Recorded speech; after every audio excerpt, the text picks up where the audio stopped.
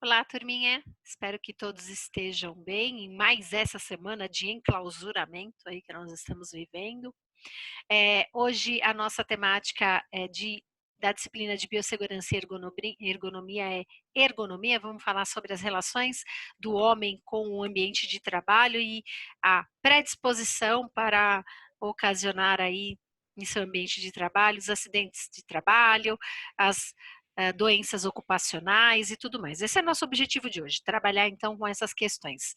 A associação aí que trabalha com ergonomia, a Associação Brasileira de Ergonomia, se chama BERGO, e o propósito da ergonomia é estudar a relação do homem com o seu ambiente, com o propósito de adaptar o ambiente às condições fisiológicas e mentais do homem. Esse é o objetivo da ergonomia, tá? Não é ao contrário, não é adaptar o homem ao trabalho, é adaptar o trabalho e as condições do trabalho ao homem, para que ele tenha uma qualidade de vida melhor. Então, o objetivo maior é reduzir o esforço físico e o esforço mental. Existem 4 níveis de exigência aí para as questões relativas ao estudo da ergonomia. Então, a gente tem questões, né, que vão ocasionar problemas relativos à adaptação do trabalho ao homem nos níveis da tecnologia, então as técnicas de produção, as questões econômicas, os custos e a produção, a aceleração da produção também pode aí gerar alguma questão e necessidades adaptativas, as exigências sociais, né, que é a questão da gregária, do entrosamento, das relações e a proporção e a produção da harmonia, né, desses ambientes de trabalho, e as exigências organizacionais, que são os estilos de gestão, né, para que as pessoas possam ter uma cultura organizacional mais sadia. Então, esses são os níveis que a ergonomia atua para promover adaptações. Aqui na questão da ergonomia, a gente vai abordar situações de acidente de trabalho. Então, o trabalho, a partir dessas 4 dimensões, né, que a gente falou sobre a questão da gerência, da questão social, de custos e produção, né? Então essas 4 vertentes, elas são geradoras de acidente de trabalho, de doenças ocupacionais, né? Há redução de produtividade, altos índices às vezes de necessidade de retrabalho, né? E por conta disso há implicações na insatisfação, na motivação do profissional. Então, outra questão importante que a ergonomia trabalha é a qualidade de vida. O propósito dela é ajudar para que as empresas tenham mecanismos para proporcionar condições de trabalho mais harmônicas, porque isso acaba impactando na vida e na saúde das pessoas, né?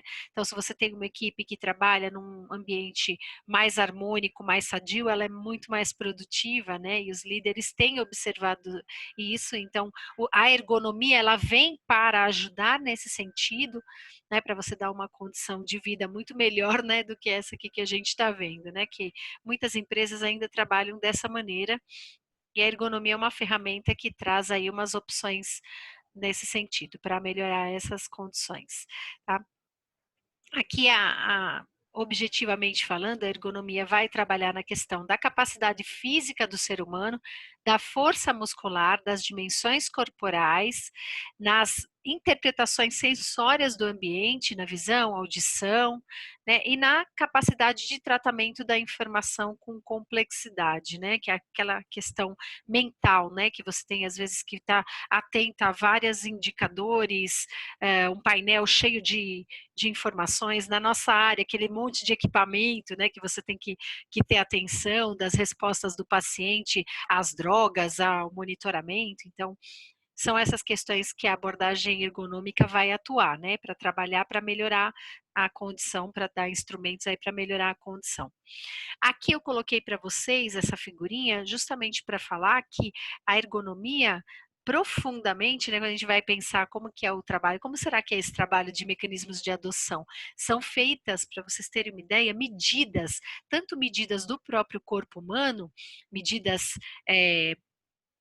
de espaço, né, de braço, cotovelo, braço, dedo, mão, essas medidas de espaço corporal, como também espaço macro, que seria o espaço do trabalho, e também as medidas de força, amplitude de movimento, todas essas questões são estudadas matematicamente para poder compor aí ferramentas para melhorar a condição de vida e de trabalho. Então aqui eu coloquei algumas coisas, ó, peso do instrumento, força a exercer, disposição de comando, dimensões, né, de diferentes elementos, tudo isso é abordagem ergonômica para dar uma melhor condição de trabalho para as pessoas. Aí aqui eu destaquei para vocês algumas normas, tem a NR17, que vai trabalhar com as adaptações às condições de trabalho, às características do ser humano, para proporcionar conforto, segurança, desempenho eficiente. Tem a NR7, que é a que trabalha com o Programa de Controle Médico de Saúde Ocupacional, que é o PCMSO, e aqui é uma proposta de uma proposta não, né? Uma exigência de rastreio e diagnóstico precoce de agravos à saúde dos profissionais. Tem a NR9, que trabalha com o Programa de Prevenção Ambiental, que é a PPRA, que identifica risco ambiental, e aí entra o mapa de risco, né? Então, quais são os riscos que tem em determinado ambiente, para que as pessoas tenham essa informação e possam se prevenir, né? Tem a NR5, que fala sobre a Comissão Interna de Prevenção de Acidentes, que toda empresa tem que ter a CIPA, e a NR4, os Serviços Especializados em Engenharia de Segurança e Medicina do Trabalho, que é o SESMIT. Então, aqui eu trouxe algumas regulamentações para vocês. Quais riscos ergonômicos que a gente vê? Né, que a gente observa aí nos ambientes de trabalho. Às vezes, muitas vezes, espaço físico planejado inadequadamente, por isso que eu coloquei essa figurinha. Nossa, como que ela vai passar para lá? Como que ela vai trabalhar atrás do paciente, né? Então, a gente acaba tendo que ter um esforço físico muito grande para conseguir fazer o procedimento com o paciente. A disposição inadequada de mobiliário, a divisão de tarefas insatisfatórias, às vezes um trabalha muito, trabalha bem menos, né? Então, isso também tem muito a ver com o nosso trabalho, porque a gente faz escala, né, dos nossos subordinados, então é importante a gente pensar nisso. As pausas, os locais de descanso, às vezes a falta de recurso material, a não disponibilidade de EPI, que é o que a gente tem visto acontecer com a questão do Covid, isso também é um risco, tá, ergonômico e de acontecimento aí de acidente de trabalho e de doença ocupacional. Hoje, Covid-19 é visto como uma doença ocupacional, tá? E normas regulamentadoras que não existem. Quanto às doenças, pessoal, tem muitas doenças ocupacionais. Eu vou citar umas que são mais incidentes, que é a LER e a DORT. LER é lesão por esforço repetitivo, e a DORT é distúrbio osteomuscular relacionado ao trabalho. Essas lesões ocorrem por postura inadequada, então às vezes a pessoa acaba ficando numa posição e fazendo força numa posição que não é adequada, desenvolve uma doença. A força excessiva aplicada numa região do corpo, principalmente a região lombar, que a gente usa para ficar levantando o paciente, né? A repetitividade, que a gente vê muito para quem tecla bastante, né? Mas na nossa área também às vezes tem uma questão de repetitividade e a compressão de tecido num ponto do corpo. Tá? Dessas lesões aí que eu falei para vocês, tem três que se destacam mais, que é a tendinite, a sinovite e a tenossinovite. A tendinite é quando existe um esforço repetitivo daquele tendão. Esse tendão acaba tendo microlesões, essas microlesões elas vão inflamar, produzir um processo inflamatório crônico e progressivo que vai gerar um estrangulamento desse tendão, tá? E aí a doença que vai se tornar crônica. A sinovite é a inflamação da bainha que vai ficar lá em torno do tendão, porque tem a bainha do tendão e o tendão, né? E ele desliza, né, pelo tendão. Então ela inflama, tá? Para vocês terem uma ideia. E a tenossinovite é quando existe a inflamação dos dois, tanto do tendão quanto da bainha do tendão. Às vezes formando até calosidades, né? E inflamações mais potentes. Então, aqui são algumas regiões que a gente vê acontecer a tendinite. Nos profissionais de saúde, às vezes a gente tem muito de ombro, tá? E aqui eu coloquei para vocês, ó, o dedo em gatilho, que vocês já devem ter ouvido falar. O dedo em gatilho é uma tenossinovite, né? Então, existe uma inflamação do tendão, inflamação da bainha, a produção de um nódulo do tendão e ele fica impossibilitado de fazer o movimento adequadamente, ele permanece em flexão, tá? E é óbvio que dói, incomoda e é bem complicado aí para a pessoa. A bursite é uma inflamação da bursa. A bursa é uma bolsa que tem um líquido sinovial que fica na articulação para amortecer o movimento do tendão, da articulação, né, tudo direitinho. E essa inflamação, ela é também decorrência dos movimentos repetitivos e ela acaba tendo aí processo crônico de inflamação e a formação de fibrose naquele local, né? Então, além da própria inflamação, um processo cicatricial que vai impossibilitar aí o movimento, além de causar bastante dor, tá? Aqui as doenças musculares e a postura, que na nossa área são muito comuns e por isso que a gente traz aqui na nossa disciplina de biossegurança, né? Então, a natureza da força física, ela vai gerar doença muscular. Então, por exemplo, a gente tem a questão mental, né? Da tarefa mental. Então, por exemplo, quando a gente vê um enfermeiro de UTI que tem um paciente que tem 5, 6 bombas de infusão conectadas, mais um monitor, mais, enfim, uma série de equipamentos, e ele tem que ler todos aqueles equipamentos e entender a resposta do paciente à terapêutica, isso é um esforço mental. Tá? E vamos pegar aí uma situação mental e física, o enfermeiro de centro cirúrgico que tem todos aqueles equipamentos para ler, mais o posicionamento do paciente, às vezes um paciente obeso.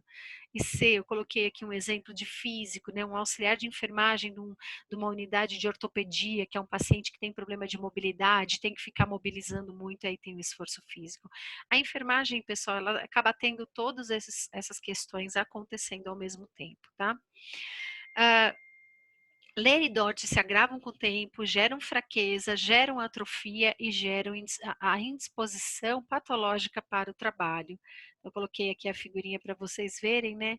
Muitas empresas hoje estão tendo mais consciência com relação a isso. Aqui eu coloquei alguns posicionamentos que a gente tem que ter em mente, tá? Que é a bancada de trabalho muito baixa, né? Então, nesse caso, tem que colocar um banquinho e ficar alternando os pés. O ideal é ter a bancada de trabalho na altura correta. Aqui eu coloquei um armário muito alto, então usar um banquinho para subir no armário e colocar coisas mais pesadas na altura do seu tórax, né? Mais ou menos nessa situação. Quando for baixar para pegar coisas em armário, baixar com costa reta e joelho fletido. E o movimento e transporte do paciente tem que ser feito com o uso de equipamentos ou com posicionamento correto do corpo. Fiquem muito atentos a isso, vocês vão aprender a fazer movimentação de paciente. Por favor, acessem esse site e leiam o texto Ergonomia, ele é muito bom aí para vocês aprenderem. Uma questão à parte, puxando aí da aula de acidente de trabalho, nós temos aí com o risco de contaminação biológica, pensando em contaminação biológica, o acidente de trabalho com material biológico é um agravo de notificação compulsória. E aí eu acho que já falei de notificação compulsória para vocês, mas eu vou trazê-la novamente. A notificação compulsória é uma situação que pode ser uma doença, pode ser um agravo, uma intercorrência, que ela tem comunicação obrigatória pelos estabelecimentos assistenciais de saúde, sejam eles privados ou públicos, tá? Tem que fazer, ela pode ser imediata, que tem que fazer em 24 horas, ou pode ser mediata, semanal, que é até 7 dias. E quando não acontece nada, tem que comunicar que não aconteceu nada também, que é a notificação compulsória negativa. Eu gostaria que vocês acessassem aqui para ter acesso a essa informação aí de São Paulo. A notificação, ela funciona seguindo esse fluxograma. Então, a gente tem aqui um caso suspeito, né? Se for de notificação, não precisa notificar. Se for, tem que pegar a ficha do SINAM e notificar. Sendo sim, né? Um caso que precisa de investigação, a gente faz em 2 vias e acompanha a evolução pelo sistema. Se não, encaminha só para a vigilância